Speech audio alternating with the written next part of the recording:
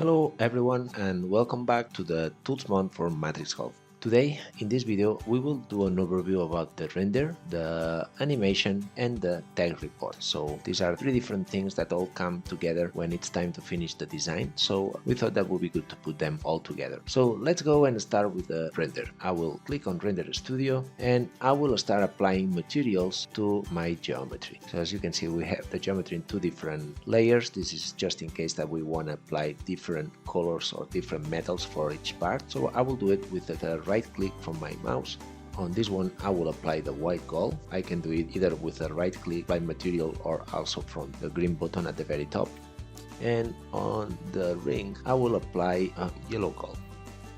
We can always go to the render tab so we can see it. And now to the gems. On this one I will apply a diamond, and to the accent ones, that will be those, I will apply this. Alright, once we are ready, the only thing that we need to do is just to set up the general style. This will affect the lights, the reflections, everything to give different looks. So now I have the Matrix Classic. If I go with the Matrix Classic, what I will get is this. As you can see, I have the NVIDIA denoiser activated. This is good because what it does, it merges pixels, so we remove noise even though we have few passes. So it's always good to keep it. And then you can play with the pause effect. So you can go and select the gamma if you want it lighter. If you don't want it that lighter, you can go like this, and also you can play with it from here. So you can see we have a lot of options for the finished result. Alright, so once we have applied the Matrix Classic, we can change to another one and we can go just say to the Midnight, the one that we had just below. And as you can see, everything changes. If I go to the environment on the third tab and I click on HDR map, you can see that here we have on the lighting, we have the midnight light, and in the reflection also we have the same style. Of course, then now if I shoot the render, I will get another result.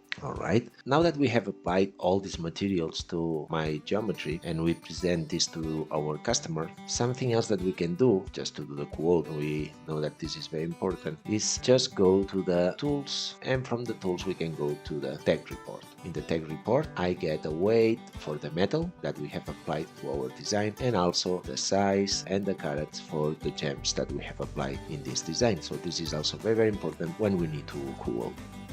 Something that I would like also to mention is that, as you can see here, let me go back to the Matrix Classic.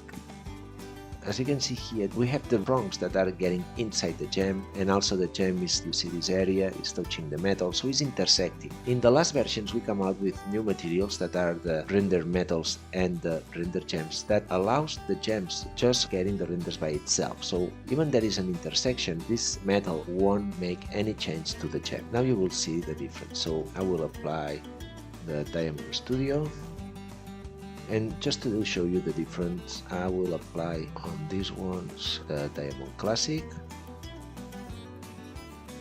On the green I will apply on this one the rose gold, and as you can see those ones we show them in rows, so we know that we have applied them. And now the white area I will apply again the white. Cool. So let's see what result do we get now. Just keep in mind that if we would have this with the materials that we were using before, the diamonds would look more bluish because the metal was inside the gem. So now, as you can see, we get a lot more of color on the diamonds and everywhere. Even the metal is inside the gems. So depending on what you are looking for, I think that this is a very good option when you have to show the render to your customer. Keep in mind though that these materials doesn't have any weight. So now that we have applied the metals and the gems for render, if you go back to the tag report, you will see that's showing no carats and no grams. Alright, and now from render also the animation. This is super cool. This is something that we use a lot. So the first thing that you need to do is just to select the geometry that you want to make the animation. Then you can select any of these presets. If I select this preset and apply, you can see that I have a curve. That is the curve that the camera will follow. If I do play, I will see like this. But because the curve is very close to the ring and the circle is very small, I don't fit the whole ring in the scene. What I have to do is just go here and make it bigger, up, and now I click on the red cross, click here again and select, because it was already selected, I already got it in this window. So again, let's try it and look at this.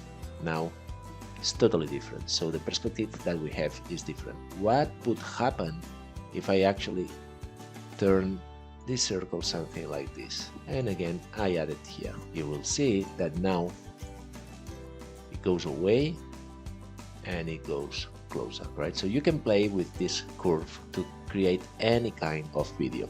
Of course that here you have a lot more of settings depending on how many passes. The duration will be longer. You can select the resolution that you want. If you want to make it a bigger for a bigger screen, you will have to go to at least full HD. So here you have all the different options to create a beautiful animation.